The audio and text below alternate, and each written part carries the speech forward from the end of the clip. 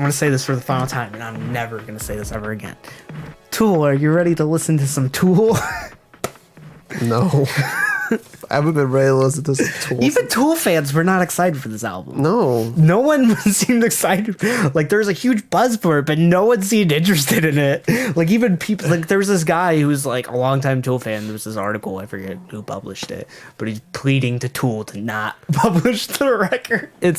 Yeah, like, what do you do when a band was so big and then they just disappear for 13 years, and during that time people stop caring?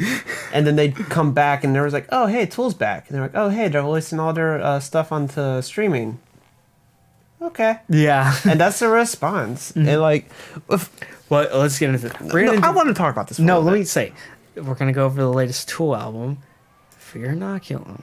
Yeah. Oh, okay, we'll go over that. I have to do that so people know what album we're reviewing. Anyway, but I want to talk about a little bit of like the marketing push, because like this is something that could have been so brilliant in terms of pushing like all of their albums into like streaming like number ones, which I think a lot of them did like hit pretty high, and could have like been huge marketing buzz for the album, and it was, but it didn't work, but it did work. They're getting a Grammy for this. They're 2,000% getting. Like, me and Trevor are talking about Grammy predictions this upcoming weekend. I put Tool down for best rock album. Yeah, like they're gonna get it. But for the people who care the most about this, who matter the most, which is the fans of Tool, people who are kids in the late 90s and listening to this music. How like the response was okay. Yeah. Like, compare that to, and I had talked about this, like, another cult band, because Tool is, like, a cult, like, rock and metal band.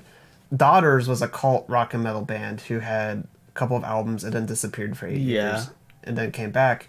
The response and the preparation for her album was, like, from longtime fans was intense. I was fucking all over that shit, ready to go. But that's also, Tool isn't cult. Tool is mainstream. They were mainstream, but, like, their following after, like, their disappearance kind of turned into more of a cult following. I don't think so. I think it's still mainstream. It's more mainstream than Daughters was. Yeah. But it was still kind of more of, like, one of the culter bands. More cult-ish bands. I think you just get to a point where it's just too mainstream. Would you consider Limp Bizkit a cult band? No, because they have like major like. I think they had the same amount of publicity as Tool.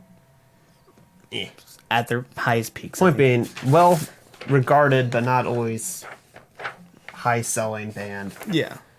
That disappeared for a time and then decided to come back. Daughters. And I think part of it is we talked about all of the Tool albums. Tool never really evolved that They much. haven't. I will get shit for this, and I keep on saying it. Undertow was their best one. It's Everything else has just left my mind after reviewing it. To the point where I remember specific tracks sometimes. I wondered a handful from like across the albums after Undertow. But they have done the same fucking shit. Yeah. Where you got these weird beat switches that are, ooh, weird, we're on. You got Maynard saying these very obscure, kind of pointless lyricism that's just like, you have to read into it to really understand it, to the point where we're getting to Latterus. I really did not care. Because they were more cut, and at least not direct on Undertow, but they made more sense on Undertow. And and Undertow was personal in a lot more ways, which made it better. Yeah. Because as much as I love philosophy, there's a point where you're just a pretentious asshole about it. Yeah. And I've something I've always talked about and always talked about when it comes to philosophy is the best way to talk about philosophy is in layman's terms. Because if you're talking about philosophy but you're just being a fucking over the top pretentious asshole who can't relate it to like regular people, then what the fuck is the point? Yeah. That's why I'll say it like Hegel is like well regarded in the philosophy. I don't give a shit about Hegel because Hegel was way too dense and like confusing. Nietzsche, for like as much of an asshole as he was, he put his stuff into like very digestible terms and digestible ways of saying it to where like people could understand what he was saying. They weren't always fully understanding his ideas, but they could at least understand what he was saying and they could follow him. Kanye West. But the best philosopher. if I fuck this model and she just bleached her asshole, if I get bleached on my t-shirt, I'm feeling like an asshole. I understand that. That I get Exactly. existential I understand dread that. just thinking about that bleach asshole. But like, but Tool was so focused on proving how smart they were that they forgot to let people enjoy their music and understand them. Which, you know, there's a place for not understanding things. Look at David Lynch, my favorite filmmaker. But the difference is, but here's the thing. He doesn't do the same fucking shit. yeah, and the difference is like he isn't trying to give a distinct philosophical point to tell you about life. He's making surrealist movies to be fun and weird and to get you to think a little bit. Yeah. Because you can be weird, but if you do the same fucking shit for 20-something fucking years, I'm going to stop caring. no one gives a shit. Quentin? Quentin? Tarantino? Oh. I don't give a shit about your movies anymore. You've done the same thing since the 90s. I don't know why you said, when you said Quentin, I thought you meant like Quentin Beck. I thought we were talking about Mysterio, which was like... Yeah, he did the same shit for 20 years, and look where it got him. He died. That was a dumbass Spider-Man Far From Home reference. Spoilers, by the way. I don't give a fuck. Spider-Man's out of the MCU. It's not canon. Yeah, it doesn't matter. Fuck him. Yeah, let's go over Tool's Fear Inoculum. It's 10 tracks, hour and 26 goddamn fucking minutes. Their longest album to date. Is it? Mm-hmm. All their albums, besides their first one, have felt like the longest goddamn album. Yep. To date. So hopefully their longest album ever, because they're not making another one. Yeah, it's their first album in 13 years, and apparently they could have had this album done like 8 years ago. That's what they did have this album done 13 years ago, because it's the same album that they made. No, but like Maniers ago. had a statement where he said this album could have came out in like 2000. I think he said 2008. Maybe it was 8 years ago, 2008, something like that. There's a statement from him. Yeah, because they didn't evolve. And that's what I was getting to the point of like Daughters, and why Daughters was like better. Is like every album Daughters made was distinctly different than the last one. It still sounded like Daughters, and it still was like, yeah, this is a Daughters release. This couldn't be any band other than Daughters. But it showed them like evolving their sounds, because like their first sound album was like a very clear like power violence album influence of like noise experimentation, and then they like toned in like a lot of the like harder elements of like power violence that make it not as listenable, and like we're focusing more on still being like very heavy and fast, but like a little more thoughtful, slowing it down a little bit, not doing these intense like ridiculous beat switches. And then like their self-titled was like more thoughtful, like their actual song length songs, not like less than a minute. And their beat switches were still like noticeable, but they felt more organic, not like sudden. And then they come out with the fucking, after 8 years of like taking 8 years to do separate projects and actually evolve as musicians and people, to make an album that sounds like it took 8 years evolving from the last album to be like very different from it. Whereas this sounds like they took a month to evolve and then just sat on the album for 13 years. It kind of reminds me of Weezer, and it's like I like the latest Weezer album. I'm one of the lone few. Me and Trevor are some of the lone few people who I still haven't even listened to it. I just don't give enough of a shit about Weezer. You know, that's a lot of people, but they really haven't changed personality wise, just sound wise. That's about it. They're making more popular music than they ever have, but like at least it's. I kind of respect that, but they're also. It's not like. I feel like they're just copying, pasting tracks. Maybe some of the lyricism, any of the lyricism that Rivers Cuomo's ever had is about pretty much the same, because he's just the same angsty teenager he's been for like the last 30 years. But this is just honestly the first half. Two different sides. I listened to this 2 listens, got 2 different experiences on each listen, or different experiences on each listen. The first half. Is just Tool. I said at first it sounds like a shitty cover band of Tool, but I think more limiting it down to that is that it's just no build up. Yeah. It feels like it's build up, but it doesn't build up to anything. It's all build up. Maybe that's the correct phrase. It's all built. Because there's nothing to be built to. There's nothing. There's no key moment. Fear Inoculum, the track, goes on for like 16 minutes. It feels like it goes nowhere. All these tracks on here, besides like stuff that are like interludes or like which are around like 2 to 4 minutes, like the main tracks on this album, all of them are like 13 plus minutes. They go nowhere. And they go nowhere, at least on the first half. They go nowhere. On the second half, it feels like that's just like recharted territory. Like starting with Descending, it seems like we're getting into like older material. Descending At least quality, like more like. it's not good as stuff that was on Lateralis. Yeah. Or at least like where they left off.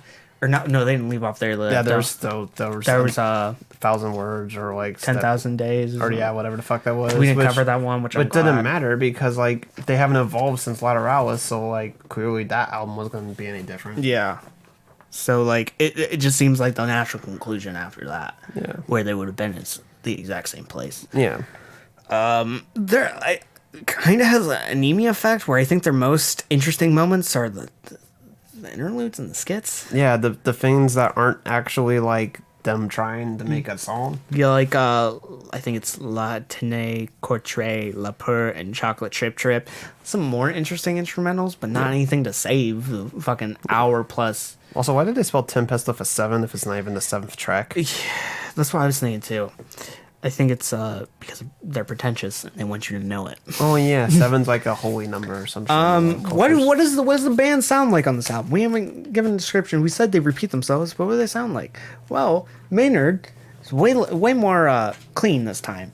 His vocals are way more clean, but they're not as good. Yeah, his part of what makes his vocals good is the vulnerability and the crackiness and the fact you can feel his like he always like on previous projects, like I think Sober's the best example. He always feels like kind of he doesn't do what I do and hit the mic. Yeah. He seems pretty distant. Like he's like he's like pretty.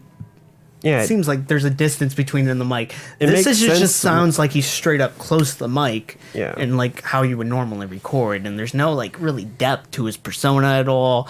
And he's just giving a shit, at least lyricism, that is just so pretentious. I really do not even want to fucking understand it. Yeah, it makes sense like how in his live performances they always said like he would sit like on the stage in a corner with no lights because he had to get into like a mindset to perform and like pretty much put himself into like a trance like state, which makes sense when you hear his vocals because it sounds like a vulnerable trance like performance. So it makes sense that he would have to put himself in like ward himself off and put him in something.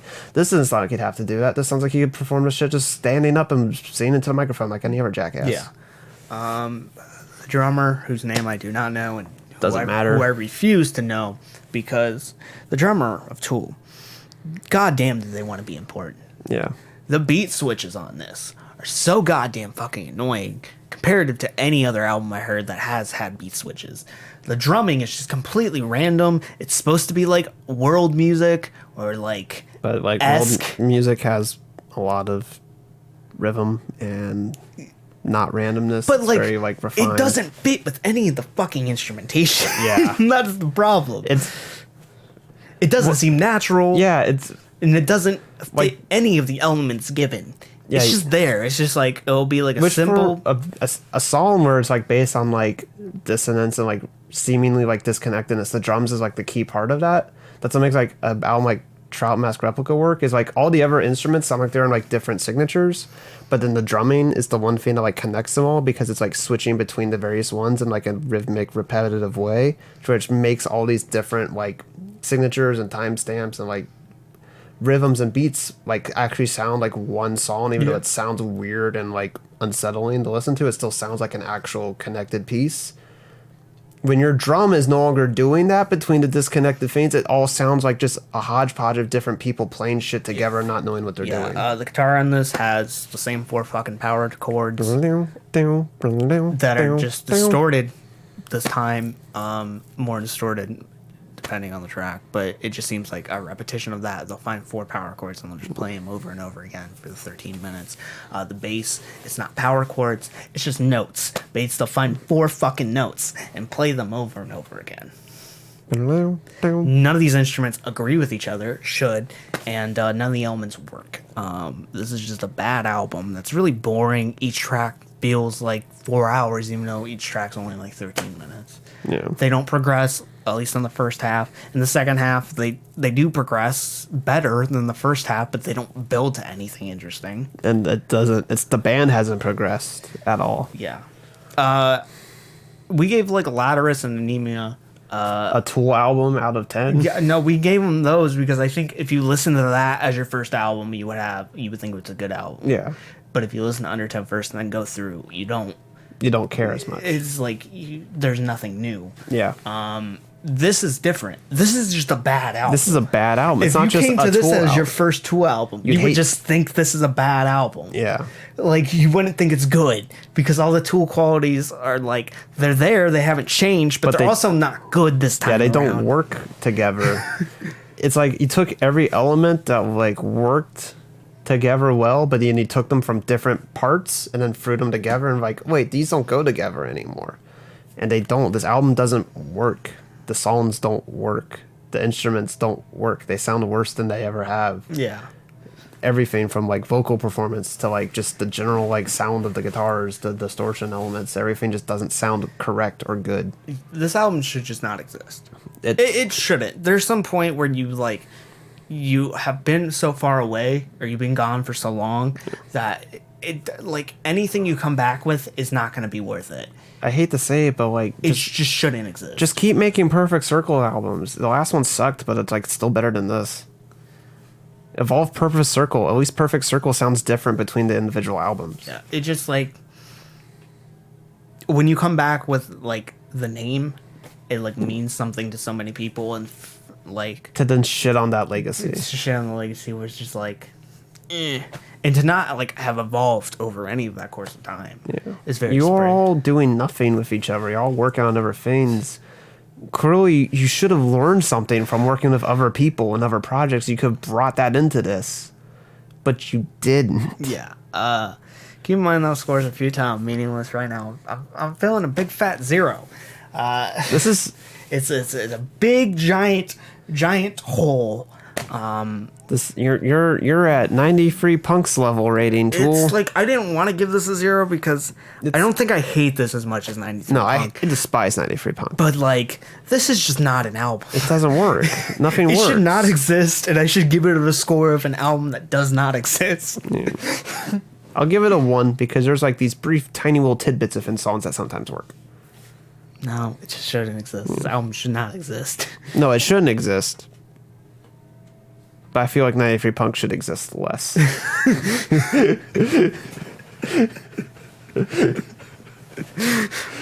And that's how we're rating it based on today. Which album has the least purpose and should exist even less?